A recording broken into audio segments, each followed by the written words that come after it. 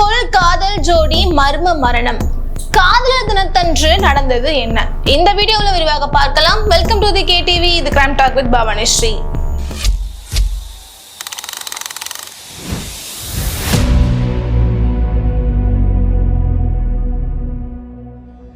டெல்லி அடுத்த நொய்டாவில் இருக்கக்கூடிய ஒரு சாலை பகுதியில் ரொம்ப நேரமா ஒரு கார் என்ஜின் ஆன் ஆன நிலையில இருந்துட்டு இருந்திருக்கு. இதை பார்த்த பகுதி மக்கள் என்னடா கார் ரொம்ப நேரமா இதே இடத்துல இருக்கே அப்படின்னு சொல்லிட்டு உள்ள எட்டி பார்த்திருக்காங்க. அப்போ உள்ள 2 பேர் எந்த விதமான அசைவுமே இல்லாம இருந்திருக்காங்க. இதை பார்த்து அந்த மக்கள் அதிர்ச்சி அடைஞ்சிருக்காங்க.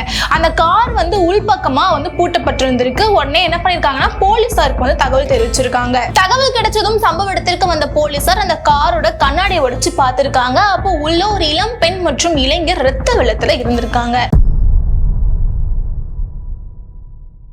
அந்த இளைஞரோட கையில ஒரு துப்பாக்கியும் இருந்திருக்கு. அதுக்கப்புறமா போலீஸ் 2 பேரோட உடலையும் மீட்டு அரசு மருத்துவமனைக்கு அனுப்பிச்சு வச்சிருக்காங்க சிகிச்சைக்காக. ஆனா அவங்க 2 பேருமே பரிசோதனை பண்ண டாக்டர்ஸ் ஏற்கனவே அவங்க இறந்துட்டாங்க அப்படின்னு சொல்லி இருந்திருக்காங்க. இதுக்கப்புறமா போலீசார் விசாரணை நடத்த ஆரம்பிக்கிறாங்க. அதுல நிறைய அதிர்ச்சியூட்டும் தகவல்கள் வெளிவந்திருக்கு. டெல்லி திரிலோக்பூரை சேர்ந்தவர் தான் சுமித். இவரோட காதலி தான் ரேகா. இவங்க 2 பேரும் கடந்த 15 வருடங்களாக காதலிச்சுட்டு வந்திருக்காங்க.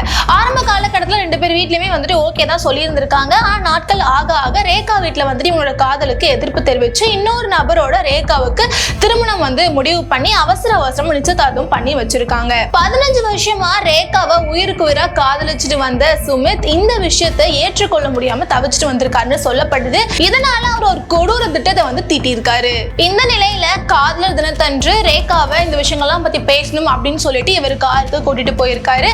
லாஸ்டா தன்னோட குடும்பத்துக்குமே சுமித் ஒரு மெசேஜ் அனுப்பிச்சிருக்காரு. அதுல என்ன சொல்லியிருக்காருன்னா, இந்த மாதிரி ரேகாவுக்கு இன்னொருத்தரோட நிச்சயதார்த்தம் ஆகிட்டு என்னால அவங்களை விட்டு கொடுக்க முடியாது அப்படின்னு சொல்லி ஒரு மெசேஜ் அனுப்பிச்சிருக்காரு.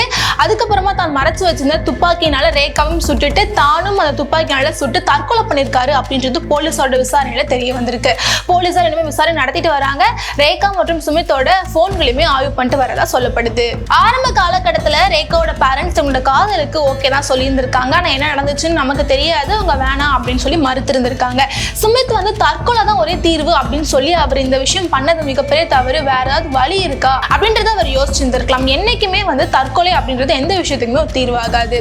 அடுத்த வீடியோல உங்களை சந்திக்கின்றேன். நன்றி.